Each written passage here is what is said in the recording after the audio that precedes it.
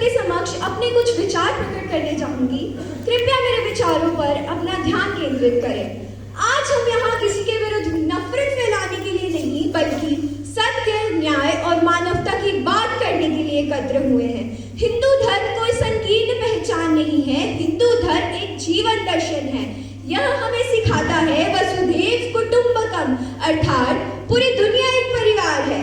हमें यह समझना होगा कि लोग हिंदू धर्म से नहीं, बल्कि अज्ञान, राजनीति और गलत धारणाओं से प्रभावित होकर आपस में नफरत करते हैं। हिंदू धर्म ने कभी भी जबरदस्ती धर्म परिवर्तन नहीं सिखाया। आज आवश्यकता है कि हम गुस्से से नहीं, बल्कि ज्ञान, एकता और आत्मसम्मान से अपनी बात रखें। हम कमजोर नहीं हैं, हम शांत हैं, और शांत व्यक्ति जब खड़ा होता है तो इतिहास बदलता है। ऐसे ही कुछ दिन पूर्व बांग्लादेश में हमारे हिंदू भाई बहनों के साथ दुर्भाग्यपूर्ण घटना घटी थी।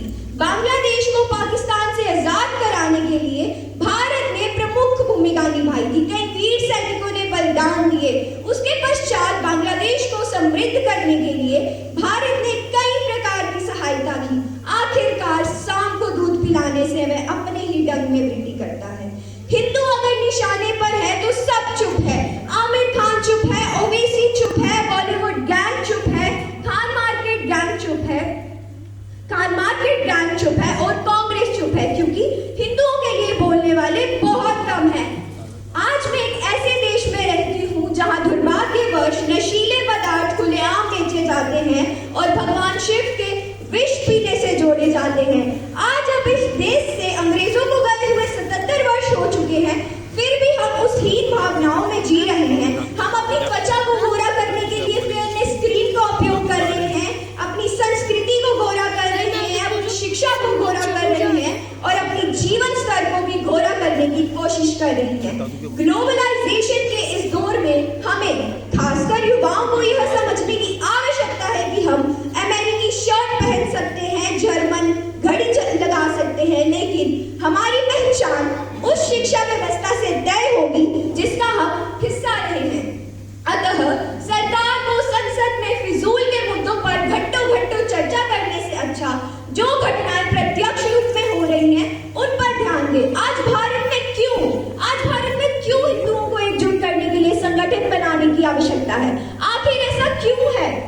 ऐसा इसलिए है क्योंकि कोई भी मुस्लिम यह नहीं कहता कि वह शिया, सुन्नी, हनाफी, मलिकी है। वह गर्व से कहता है कि वह एक मुसलमान है। परंतु भारत में अंग्रेजों द्वारा लाए गए जाति व्यवस्था के कारण कोई यह नहीं कहता कि वह सनातनी है। वह कहता है कि मैं राजपूत, ब्राह्मण, वैश्य व शूद्र हूँ। आरक्षण की वजह से हिंदू एकजुट नहीं हो पा रहे। आज भी विश्व में 57 मुस्लिम देश हैं, 100 से अधिक ईसाई देश, परंतु भारत को धर्मनिरपेक्षता के चक्कर में आज भी पूर्ण रूप से हिंदू राष्ट्र घोषित नहीं किया जा सकता। और आज मैं चाहती हूँ कि हम हिंदुओं की वह पीढ़ी बने जो गुरु गोविंद जी से, महाराणा प्रताप जी से और शिवाजी से प्रेरणा लेती है। और आखिर मैं यह कहना चाहूंगी, मन में है धैर्य और तन में है प्रचंड शौर्य। चंद्रगुप्त मौर्य प्रलय मचाएंगे, चंद्रगुप्त मौर्य प्रलय मचाएंगे। महाराणा और शिवा की संतानें कहलाते हैं हम। शीश कट जाए भले झुकने ना पाएंगे, शीश कट जाए भले झुकने ना पाएंगे। और बार बार छेड़िए ना भारत के स्वाभिमान को, कि बार बार छेड़िए ना भारत के स्वाभिमान को, अन्यथा बाद में बहुत पछताओगे। सौगंध मां भवानी की उठेगी ललकार जब आपके घरों में चील कौवे मंडराएंगे। जो हाथ जोड़ नमन करोगे तो हम भी दोस्ती का हाथ बढ़ाएंगे। धन्यवाद। जय